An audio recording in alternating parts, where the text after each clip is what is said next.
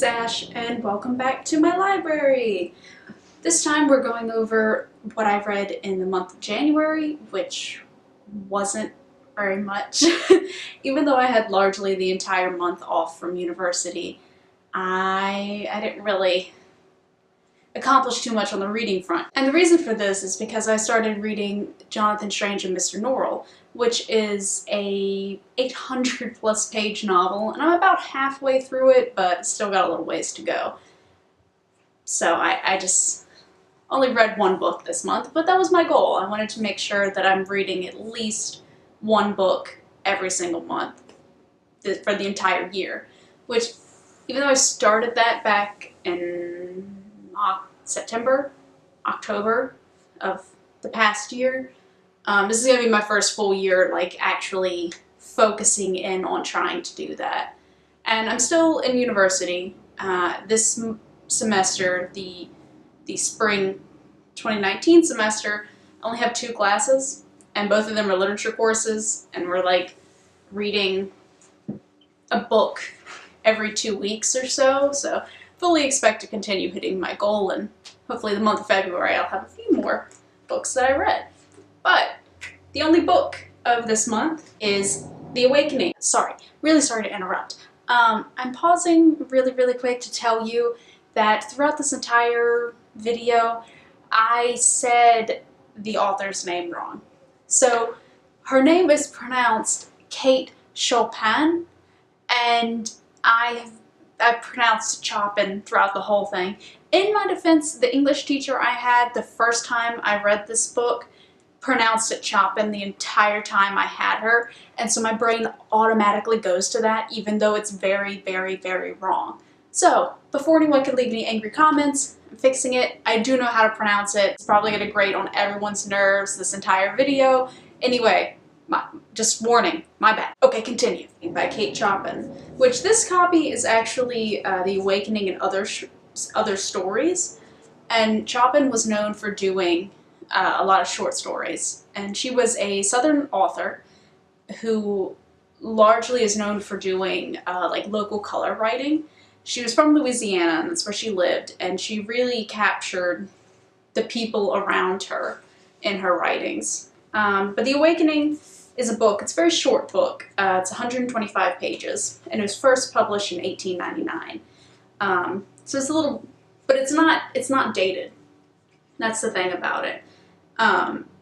It was kind of lost to time a little bit, not entirely, but it wasn't very popular. It's kind of forgotten about until second wave feminism, in which case it has become largely a text based on feminist ideas and women's empowerment and that sort of thing.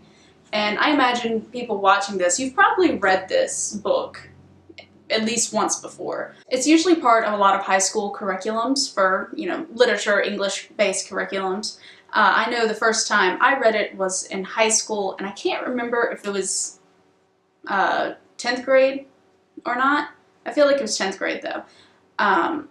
Anyway, and I loved it. The first read of it, I absolutely loved it. It really stuck with me.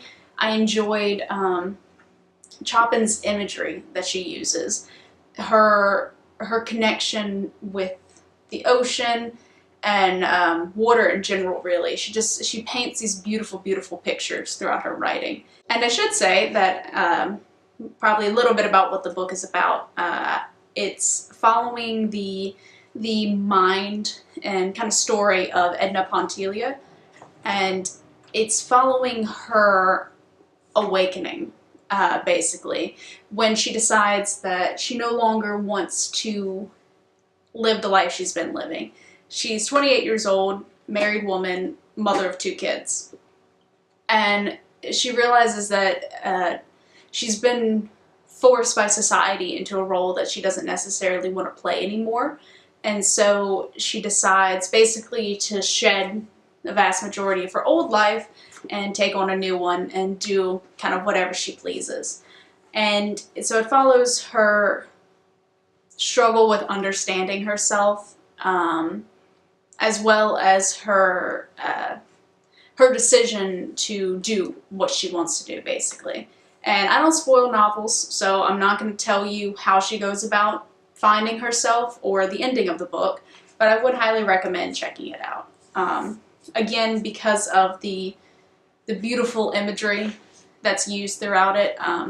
In Edna's attempt to find herself, she feels trapped, she feels lost, and it deals a lot with depression. And so Chopin used the ocean, the setting that she's in, really, really well to show her depression and, you know, to show her connection with that dark water and her learning to swim, basically, which, of course, for depression, a lot of times is connected with water, it's connected with, you know, being trapped underwater, with drowning, that sort of thing. So I don't know if that's modern understanding that's coloring my take on the book, or if that was her original intention, but that's what I got from it. The first reading of a book is always what's, in my opinion, kind of most important, because that's what's going to capture your readers. You want everyone to be engaged, to really enjoy it, ideally, or at least understand it. This book is it's very straightforward. It's it's an easy read. It's short. It's to the point. You understand what she's trying to say. But a book's reread value is also very important, because, you know, maybe somebody will get the book and only read it once, but you want to set it up so that it's designed to entice readers to read it over and over again, to make it their favorite book, the book that they always come back to, they always read again. And the reread value of The Awakening, in my opinion, is kind of small, because everything is so expressly stated during the first reading. You know, there's not much left to discover. You kind of know it all already. That being said, I still really enjoyed it. You know, it's a great book. The power behind it, I feel like, really hits you.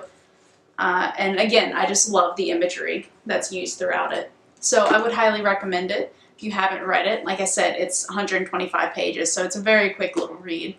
And it has like a lot of chapters, but chapters are really small.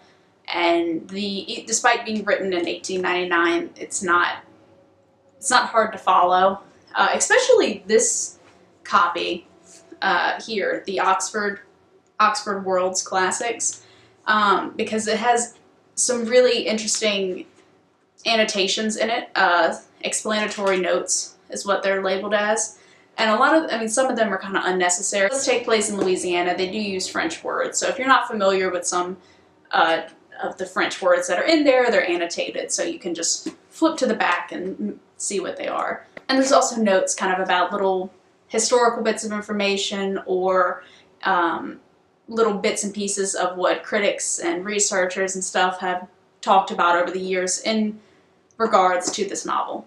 And also this copy, having all of the short stories in there as well, is really nice, because I love her short stories. They're short, they're choppy, they're to the point, and they're very enjoyable. They normally have lots of colorful characters scattered about, some of which are repeating characters. So yeah, The Awakening, K. Chopin. Check it out. And like I said, that's all I read this month, or all I finished, I should say. But this upcoming semester, I'm taking an autobiographical modernist course, so we're dealing with some of the modernist writers and their autobiographies or pseudo-autobiographies or stuff like that. So you'll probably be getting, in the coming months, some reviews on various autobiographies, because I'll be reading a lot of those. And the class that I read this for is an American female novelist class, so you'll probably just from both of these be getting a lot of female novelists and their various works. So, little teaser for what's coming up. But anyway, thank you guys so much for watching. I hope you enjoyed it, and if you have read The Awakening, or if you've read any of Chopin's work, then let me know in the comments below and talk literature. Tell me if you liked it. Tell me if you hated it. Some people don't like it. They think it's a bit much. Chopin was considered pretty scandalous in her day because she was a career woman. She was widowed, I believe. She had kids, so she was like a single mother. Anyway, she caused a bit of a ruckus, and so did this novel because it was banned for a long period of time. I don't think it's banned anymore in the US anywhere. I don't know if it's banned anywhere else though. Anyway, that's not the point. The point is, let me know in the comments down below what you thought about the book, or if you do read it, what you end up thinking about the book.